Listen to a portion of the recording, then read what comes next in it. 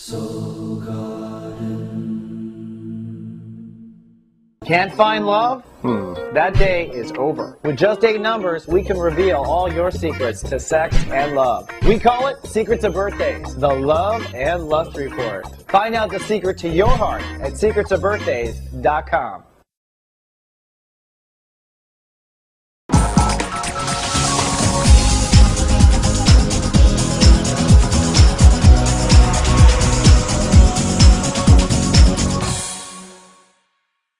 Hello, my fellow soul gardeners, and welcome now to Astro 102, episode 12, the final episode in the Astro 102 series. And in this episode, I think I'm going to blow your Mercury. We're going to start talking about layers of astrology. And I'm using the term layer. I've never really even heard a term for what I'm trying to describe in this episode. But it kind of comes from the question we keep getting, what if a house is empty? And I always say in the posts, a house is never empty. Well, how can that be, Chris? There's no planet there. Well, there are layers at work in astrology, layers of influence, basically. All right? So, first of all, the most important layer of influence is the sun, right? The sun is what everything circulates around in the solar system and in your reality. So, the sun is the most powerful or first point of awareness. Everything is in the sun layer. Everything filters through the sun. Our reality is through the sun. Our eyes see through the sun. We see through the sun. And the sun sign is like the top layer of something. So everything goes through the sun. And we're going to do something in Astro 103. We're going to talk about aspects and transits and current transits, how to see what's going on right now. We're going to talk about solar charts, but that's around the corner. So the sun is the first layer. The next layer would be all the other planets. We look at where the planets are in your chart. So you've got Mercury in this house and Venus in that house, etc. That is a very powerful force. The planets are a huge rock in space, basically, or a huge big ice cube, big frozen gas in space. And those have huge power influence. Then, of course, you have those planets are in houses. Houses are almost like blankets of energy that they are within. So the planet is more powerful than the house, is what I'm saying, okay?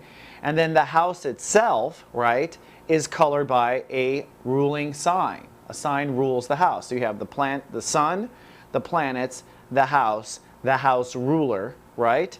And then, here's where it gets really crazy. Those houses have two more rulers, all right? Those two other rulers are the natural ruler of the house, okay, and the planet that rules those natural rulers. So what do I mean by that? Well, let's take an empty house as an example. Let's say your rising sign is Aquarius, and there are no planets in the first house, okay? Your rising sign is the first house, and it's ruled by Aquarius.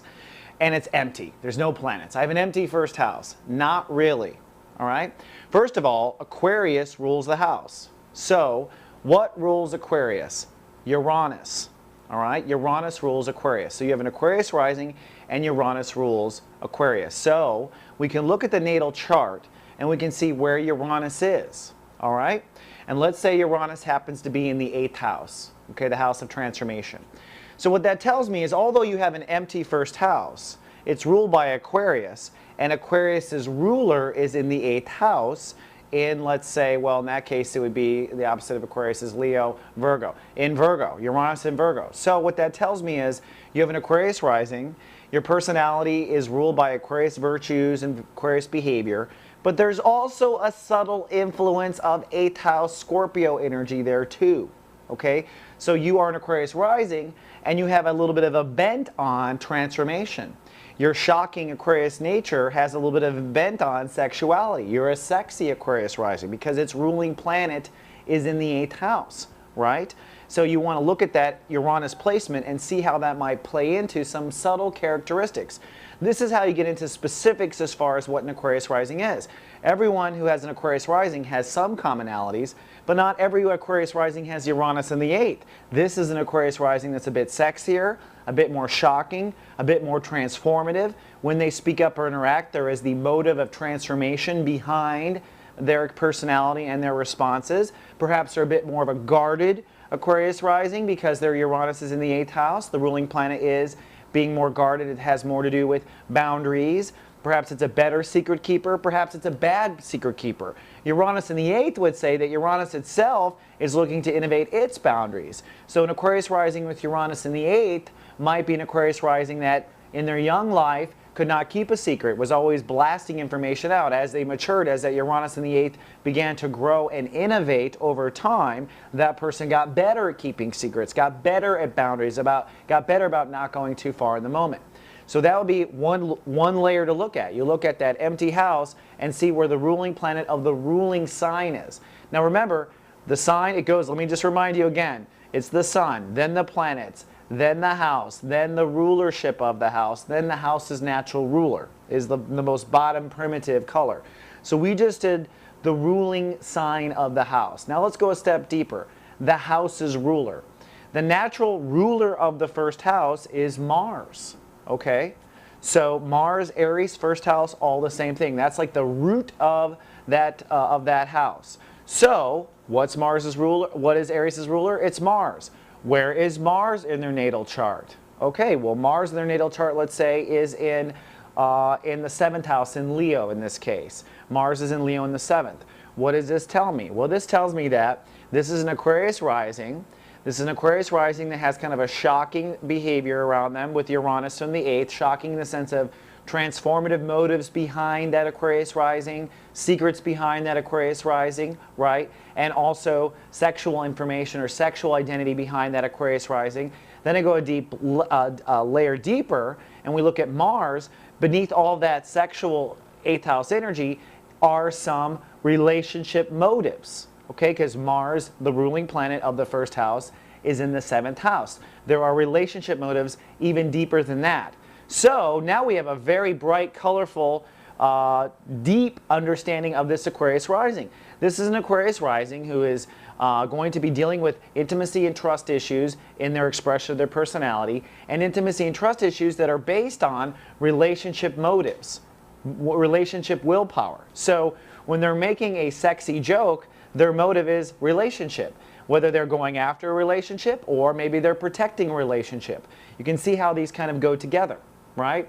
And this layer system is how we astrologers get extremely specific in a natal reading about how a person is expressing themselves. Now, do I look at a chart this deep all the time? No. Frankly, I don't look that deep into any one aspect until the client has asked me a question. And I always say in the beginning of my readings, what are you concerned about right now? What are you dealing with? What are the top topics? And with the top topics, I will go that deep. Now, just to add one more layer to this and help you with identifying how to understand a chart, you can also go with a planet in the house. So let's say there is Jupiter in the house, right? So the layers would be, they're a Taurus, let's say. The first house is Aquarius rising. Then there's Jupiter in the house. What does that mean? What sign is Jupiter in? Then I would do, what's the ruling house, right? It's Aquarius. Where's the ruling planet of Aquarius? There's a level deeper. And then where's Mars, the first house ruler? And that is the depth and layers of just that one transit. All right, that's all I have for layers in astrology. I hope I blew your Mercury, as I like to say. And I'll be back with the next set of episodes in Astro 103, where we're going to talk about current aspecting and how to have fortune telling. In other words, how to figure out what's going to happen tomorrow. Thanks for tuning in, and live, love, be.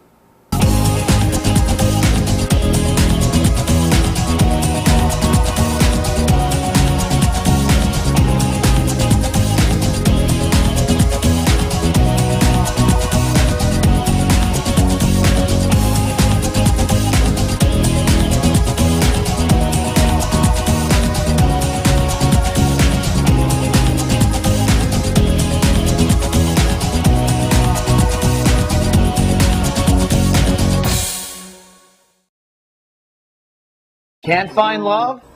That day is over. With just 8 numbers, we can reveal all your secrets to sex and love. We call it Secrets of Birthdays, the Love and Lust Report. Find out the secret to your heart at secretsofbirthdays.com.